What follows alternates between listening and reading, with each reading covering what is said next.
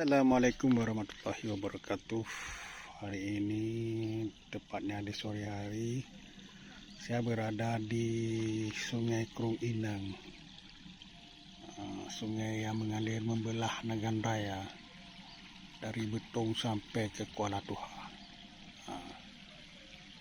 Ini sungainya. Sayang airnya masih tetap keruh walaupun kondisi kemarau. Ini tempat orang pasang pancing, kalau bahasa Aceh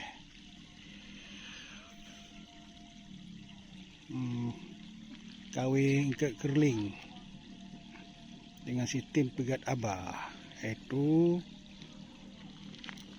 memancang bambu-bambu di sungai lalu memakai pelepah kelapa untuk membuat air tidak mengalir, lalu diberi pakan umpan lum-lum kalau bahasa Aceh, yaitu umpan yang dilemparkan ke air yang tergenang.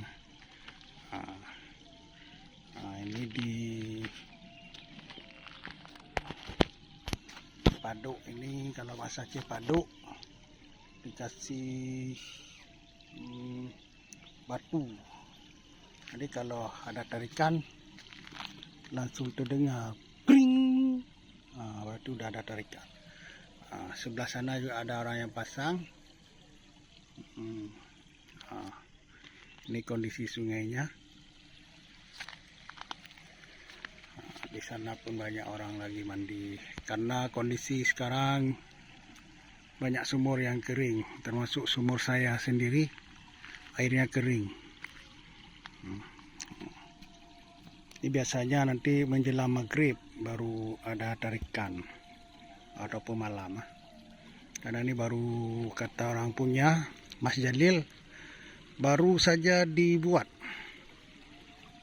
umpannya aja baru dikasih. Ya, mudah-mudahan ikan kerling ataupun dalam bahasa Indonesia ikan maser akan datang ke sini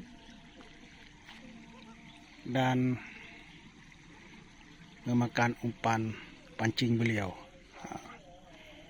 Kalau di tempat kami harga ikan kerling atau maser itu sangat mahal, sampai ratusan ribu. Malah kalau ada yang besar-besar sampai 700-an. Karena susah sekarang mendapatkan ikan maser.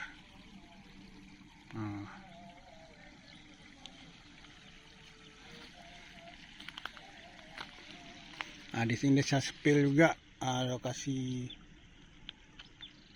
pasirnya yang sudah jadi tempat galian C. Ini ada lagi beko di sini. Biasanya ada beko untuk galian C. Ternyata banyak orang yang mancing tuh dia di kejauhan. Ada juga orang pasang.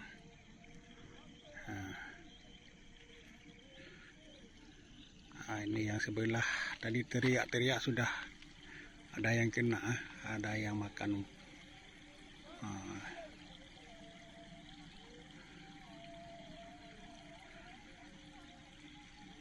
Beginilah kehidupan di kampung,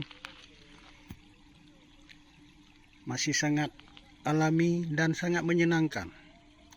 Beda dengan di kota-kota. Orang kampung bisa bahagia walaupun tanpa uang, karena pemikiran orang desa itu sederhana, tidak perlu hidup mewah, yang penting berkecukupan. Ini kondisi sore harinya. Ini penuh dengan kebun sawit. Ini sunsetnya saudara-saudara ya.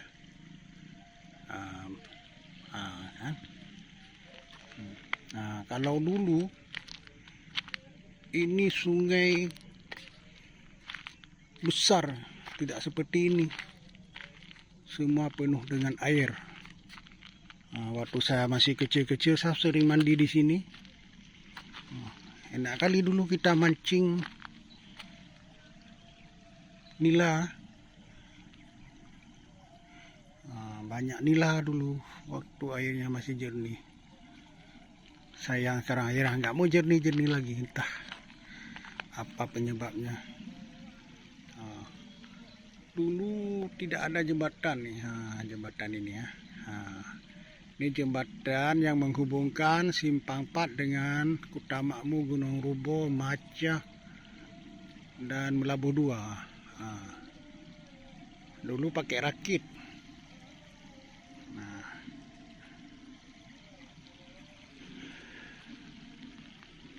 Dulu menggunakan rakit penyeberangan. Jauh lagi ke bawah dulu. Oke guys, cukup sekian saja. Mudah-mudahan nanti malam kita akan spill lagi bagaimana orang mancing ikan maser secara tradisional. Oke, assalamualaikum warahmatullahi wabarakatuh.